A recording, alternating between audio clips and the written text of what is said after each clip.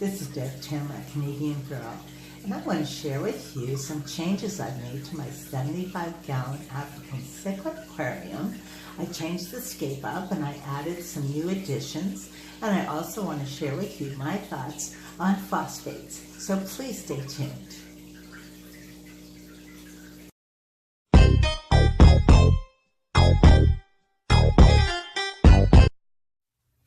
So here's my African cichlid aquarium.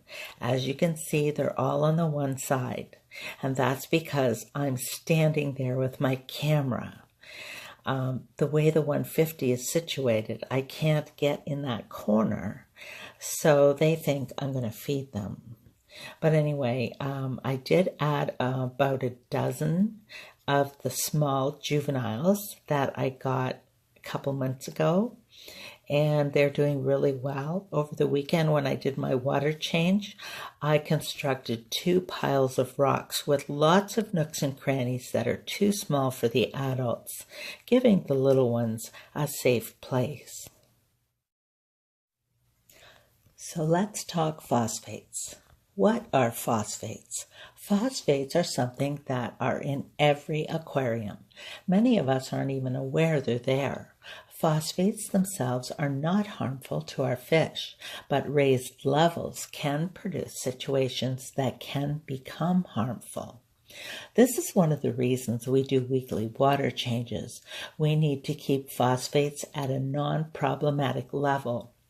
Without doing proper water changes, the phosphate level will rise. Now remember, they do not directly harm your fish. High levels of phosphates will encourage algae growth and can result in an algae bloom. Once your water has changed to that lovely shade of green, then you just might have a problem. The green water is filled with microscopic algae which are hungry for oxygen. If not addressed, these algae will eventually deplete the oxygen that your fish need to survive. This in turn will affect their well-being. As fish keepers, it's important for us to learn as much as we can about the elements that come together in providing a safe and healthy environment for our fish. Knowledge is the key to being able to remedy many situations that arise. Phosphate sources include leftover food, plant decay, waste, dead fish, pH buffers, KH buffers, aquarium salts, dying algae, and even the water itself. Some carbon filters contain phosphates. Check that the carbon filters you use are phosphate-free. It's believed that once a carbon filter has absorbed its capacity, it can then leach the elements back into your aquarium.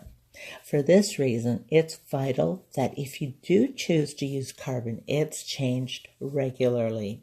Using carbon is a personal preference. I feel carbon has its uses, but I don't feel it should be a part of your regular maintenance regime.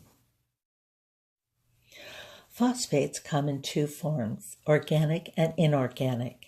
The API phosphate test kits are very helpful, but they're only able to test the inorganic phosphate levels, so in truth, you're not really getting an accurate reading. Ideally, you want your phosphate levels to be 0.05 parts per million. Once your levels reach 1 ppm, or parts per million, your water conditions are beneficial for algae growth. At 2 to 3 ppms, your algae will flourish, often resulting in an algae bloom. So how do we reduce phosphates? The best way to prevent phosphate elevation is to keep an eye on the levels and nip it in the bud before they become problematic. However, there are ways to reduce phosphates using the following steps. A large water change is always your best bet. Although this is just a temporary fix until you find the underlying cause. But until you do, you must do frequent water changes to keep the phosphates in check. Remove everything from your aquarium. The rocks and decor need a good cleaning. Allow things to settle and then vacuum the substrate. After a couple of good water changes, You should clean your filter, washing or replacing the old media, and then add a phosphate absorber, which are very effective. You can add a phosphate absorber to virtually any filtration system. How do we keep our phosphates low? Well, of course, once you get your phosphates where you want them, you want to make sure to keep them there. So simple tips include feed less. Uneaten flaked food is the #1 source of phosphates in your water. Just a pinch is all they need. I give mine a pinch and watch them eat it. Then I give them another pinch and watch them eat it again. My rule is if any food hits a substrate, then I'm overfeeding. It's easy to remove uneaten portions until you get the amount right for your fish. Consider changing your food. Not all foods are created equal. Phosphates are used as a preservative in flaked food. Make sure and read your labels. Choose the ones lowest in phosphates. Also, test your tap water for phosphates. Tap water can contain up to 1 ppm of phosphates. Anything higher than that, and you should really seek an alternate water source. Regular maintenance is crucial. Weekly water changes of no less than 50% is what I recommend. Vacuum regularly as well. Even if you only spot clean, it's good to get rid of any of the obvious detritus that you can see. Having a schedule in place for cleaning your filters will also help control the buildup of phosphates. Choosing a phosphate absorber for your filtration system, I would recommend. Be careful in choosing carbon, as some do contain phosphates and will leach into your water. Now, carbon media specifically made for saltwater tanks will not leach. That may be your best bet.